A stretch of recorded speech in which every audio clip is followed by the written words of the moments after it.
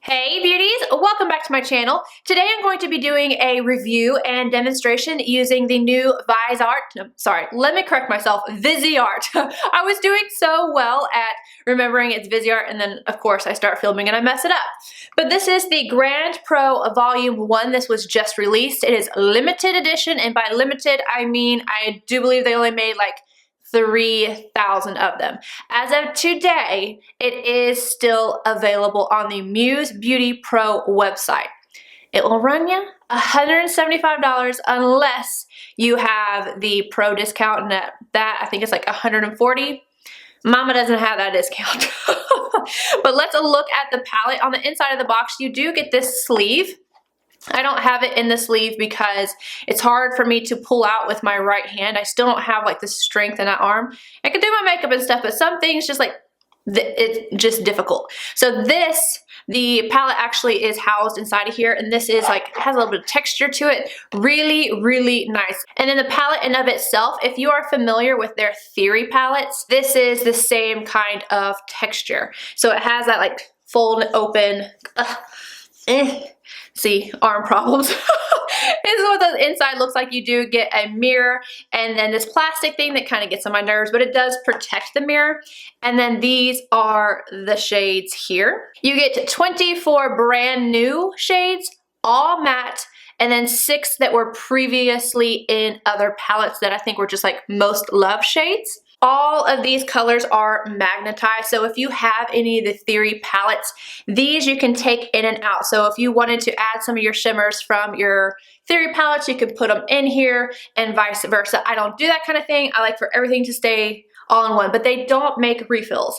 I know they've talked about the reasons why and whatnot. I'm not going to get too far into that, but they don't make refills. I really, really wish they would, but it is a small company. And I actually found out from Stephanie Nicole, if you are familiar with her at all. If you're not, you need to check her out. She did a review on this palette, and she does really in-depth reviews. I love her, and I really respect her opinion.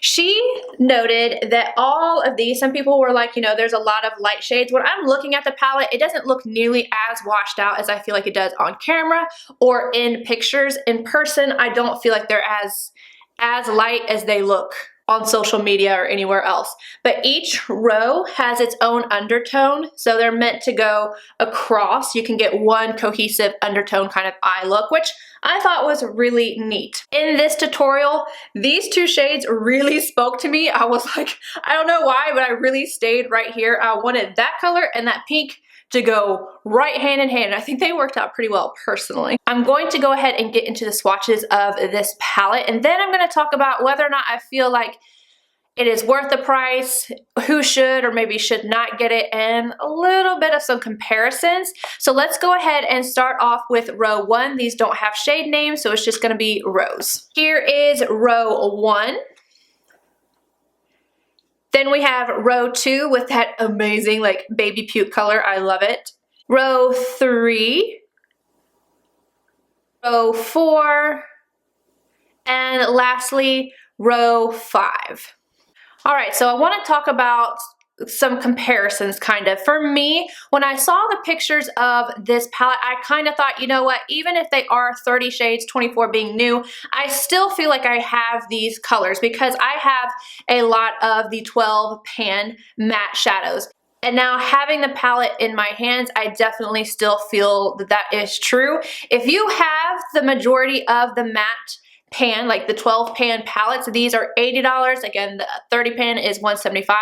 It is a better deal to get the $175, but again, limited edition. If you have a ton of these, I want to show you guys something. So I put the warm matte palette, the cool matte palette, neutral matte palette, and the dark matte palette. And I put these around the big palette because I wanted you guys to really be able to see that the colors are different, but I don't necessarily feel that they are different enough, especially if you already have the, the editorial or something, whatever palette it has, like those really bright shades. I feel like if you have all of these matte palettes, you don't need this palette. It's just too much. I feel like you can kind of create the same kind of looks with these as you can with the big palette. I feel like you should 100% skip it if you already have these. Now, if you don't have those palettes, but you already know that you love Viseart, or maybe you're trying to check them out and the $175 tag does not bother you, I definitely think you should pick it up. These matte shadows and Natasha Denona's matte shadows are my absolute favorites. They can feel a little bit drier when you touch them. Some of them even have a little bit of grit to them, but the pigmentation is insane. They blend on the eyes like nothing else. I love Viseart matte shadows. Amazing. 100 stamp of approval. I would suggest these to anybody who wants color payoff, pigmentation, ease of use, everything. They're just amazing. With that being said, I actually really don't care for their shimmer shades. Like these, when you touch them, this is the Theory palette in Minx. When you touch them, they look like they would have a lot of pigmentation to them, but I don't love their shimmers. I just feel like they're a little bit lackluster. I'm glad that this is an all matte palette personally. So at the end of the day, definitely an impeccable palette. Beautiful quality, beautiful colors. It is stunning, and I definitely think it is worth the price. However, I'm gonna say it again. If you have all of the matte shadows in the 12 pans already, I don't think you need this. But anywho, let's go ahead and get into the tutorial of this eye look, because close up, girl, this eye is so pretty together. I love, though, that pink and this brownish weird shade together. I'm gonna quit rambling, let's go. Second row, second shade, and a Wayne Goss number 16. I'm going to use this as my transition shade. I'm just gonna take this back and forth and then in circular motions to blend it out. I'm going to take that same shade on a Nars contour brush and just run it along the lower lash line. Wayne Goss number 17 and the shade to the right. Just going to deepen up the crease just a little bit with this one.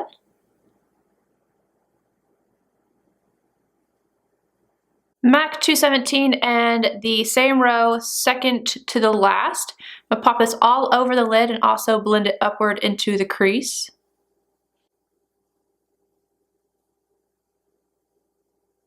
Same shade on the lower lash line. MAC 221 and that bright pink shade. I'm going to put this all on the outer V and then slowly work it into the crease as well, about 3/4 of the way. I'm also going to take that pink along the outer half of my lower lash line. Last shade, third row, and I'm going to take this, again deepening up the outer V on a MAC 221. Once more with that shade on the very outer corner of the lower lash line. I'm going to go back in with the very first shade we used and the very first brush, which is the Wayne Goss number 16. I'm just going to go right around the edges to make sure everything is blended. MAC 242 and the first shade in the second row, I'm going to brighten up the inner corner as well as the brow arch. Alright you guys, that is it for this tutorial. I hope you enjoyed it.